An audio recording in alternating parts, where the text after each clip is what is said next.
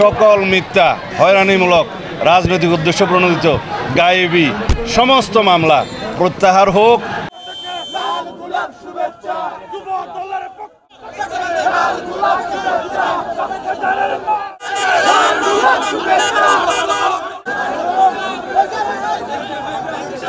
শুভেচ্ছা স্বাগত।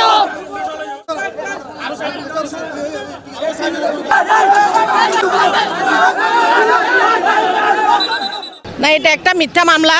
2007 সালে ওনাকে মিথ্যাভাবে দুইটা মামলায় চিংড়ি মাছ চুরি করেছে, একটা খারাপ একটা মামলায়, দুইটা মামলায় ওনাকে জড়িত করেছিল।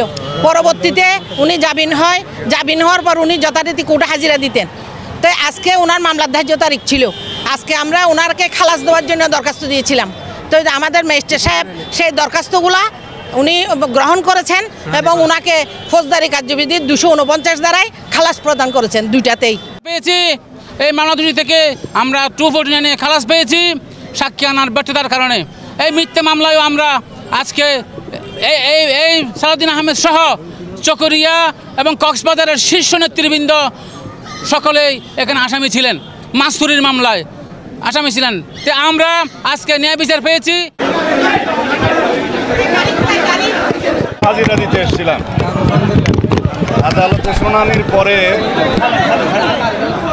দুইটা মামলায় মাননীয় আদালত আমাদেরকে অব্যাহতি দিয়ে দিয়েছে। আজকে ন্যায় বিচার প্রতিষ্ঠিত হয়েছে। অতীতে যত অন্যায়, ভিত্তিহীন, মিথ্যা, রাজনৈতিক উদ্দেশ্য প্রণোদিত যত গায়েবী মামলা বাংলাদেশে দেয়া হয়েছে, রাজনৈতিক নেতাকর্মী সহ সমাজের বিভিন্ন স্তরের মানুষ, এমনকি সাংবাদিকদের বিরুদ্ধেও সকল মিথ্যা, হয়রানিমূলক, রাজনৈতিক উদ্দেশ্য প্রণোদিত, গায়েবী সমস্ত মামলা প্রত্যাহার হোক এবং আদালত থেকে অব্যাহতি প্রাপ্ত হোক এবং খালাস হোক। এই 3 প্রক্রিয়ায় বাংলাদেশের মানুষ মুক্তি পাবে ইনশাআল্লাহ।